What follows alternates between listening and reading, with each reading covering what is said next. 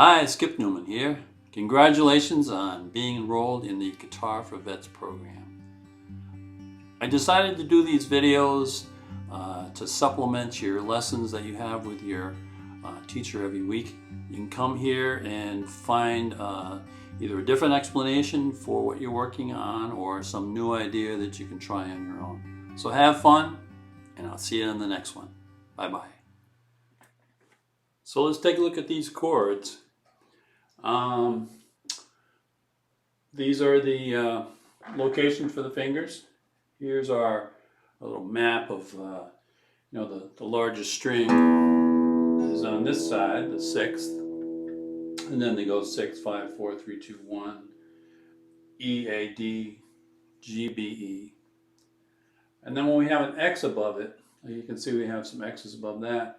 It means we're not going to strum that. So if I was playing that chord, I would only strum those top 3 strings, 1, 2, 3 here. And if it has a 0 above it or an O, that means it's an open string and we're strumming. So let's take a look at the left hand for a sec. You know, it's like we're going to shake hands with somebody and the neck just gets in the way. And you can see the thumb is straight on. Some of the things that people do that won't work very well is they have the thumb going this way. That doesn't work. Or they bend that thumb joint like that. And that's definitely not going to work because you're going to be playing for a while and then it's going to hurt. So the thumb is just staying straight. And because it stays straight, we get that C shape with the hand as it goes onto the neck. And that gives us the longer fingers on this side. So if we use this, you can see the whole hand collapses on there. And then the fingers on this side are really short. Where if the thumb is going straight on, then the fingers are as long as possible on this side. So it'll end up being a lot easier to play if you can concentrate on getting that thumb to be there. It's like if we had the 3rd finger on the first string, the thumb would end up somewhere around where the 2nd finger is. So here's the 2nd finger on the 2nd fret, and the thumb is right opposite it. So yeah, there's a view of it. So, all right, let's run through these chords. So the top row are all 1st finger only chords, or 1 string, 1 finger only chords. So G, you can see that we're not playing the bottom 2 strings because those are X'd out. So when we have the 3rd on there, we're just going to play these bottom 4. Same thing for the next, the G7. We just move the 1st finger down to here and play those 4 strings. Our next one we go to C. Now we only have 3 strings, the 1, 2, and 3. So 1st finger is here on the 2nd string, and we're strumming just those 3. I mean, if you make a mistake and you actually only strum more strings, it's still going to sound like a C. But for now, we're just going to try to concentrate on getting those top 3 strings. E minor, you can see that we're not using the bottom 2, but we are using the top 3. So either the 2nd finger here, or the 1st finger. Could also be the 3rd. If you wanted to give a workout to all the fingers, you can have different fingers there. And then E, you can see we're not using the bottom 3 strings, we're just using the top 3. Just because these won't sound good when we play this E. So we have the 1st finger on the 1st fret here, and then we're strumming the top 3 strings. So those are the easiest ones to get going because we're only using one of the fingers. The next challenge is going to be take that G and add the 2nd finger over here. So we have the 3rd still on there, and now we have the 2nd on the 6th string. So now we can strum all the strings. The fifth string I've got X'd out, which I'm really just getting in the way of it with the with the middle finger. But even if you hear it, it's not horrible. But we're really just trying to mute it, because eventually we're just going to add a second finger on there. But for now, we just want to get that, because it's stretching out is going to be a little bit of work for you. A minor, now we have our first chord with 3 fingers. So the first finger's on the second string, then we'll go to the third finger, and then the second. So we end up with 1, 3, 2. And we're strumming everything except for the low string, because this is our A string.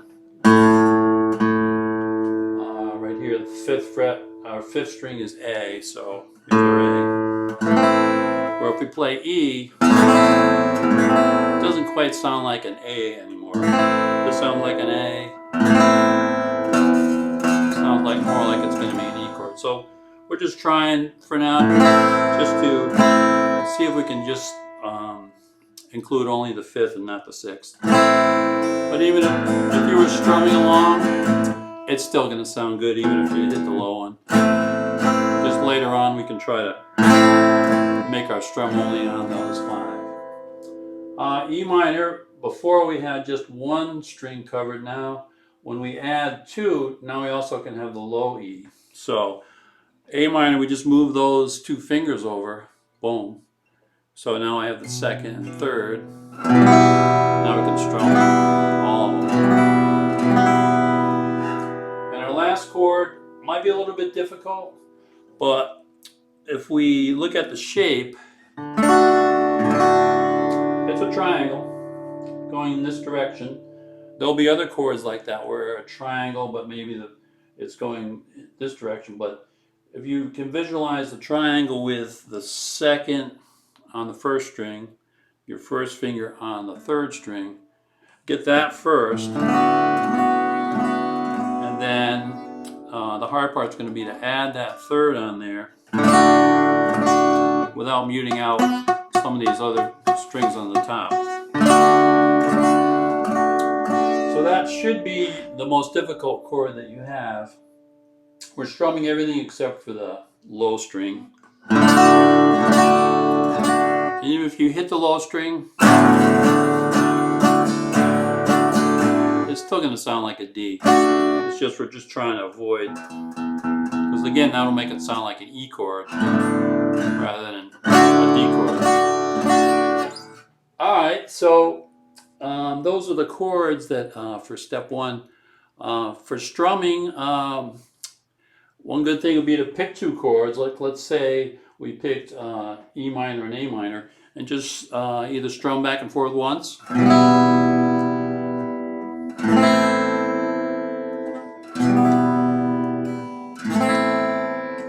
or make it 2 strums. There's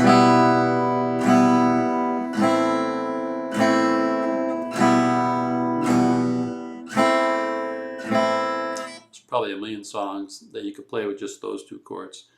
Then you, instead of just randomly strumming, you could think of your counting to 4, like if there was a song that had 4 beats. So the first 2 would be E minor, and the next 2 would be A minor.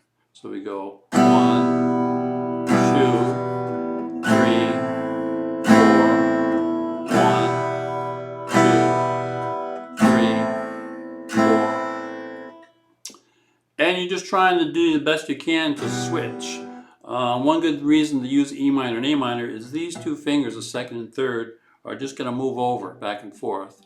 When you have E minor, there's only those 2 fingers, but when you go to A minor, now we just have to add the first in there. So we've got these 2 fingers staying the same location, just moved over to the next 2 strings, and then we add the first to get A minor.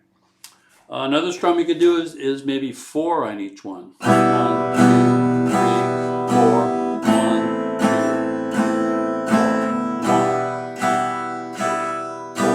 2, 3, 4. And the challenge is going to be to get you know, after the 4th strum of E minor, it's going to take you so long to get A minor on there, and we're just trying to shrink down the amount of time it takes you to make that change until it's... So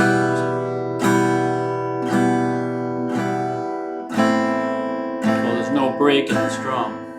And if that's too fast, make it a lot slower. That'll give you more time to change to your A minor right here. See all that time we had? Yeah. So that's a good plan. All right, that's it for step 1. Thank you. Bye. Thanks so much for watching. Be sure to subscribe to my channel and ring the bell for notification of all new content coming your way. Thanks.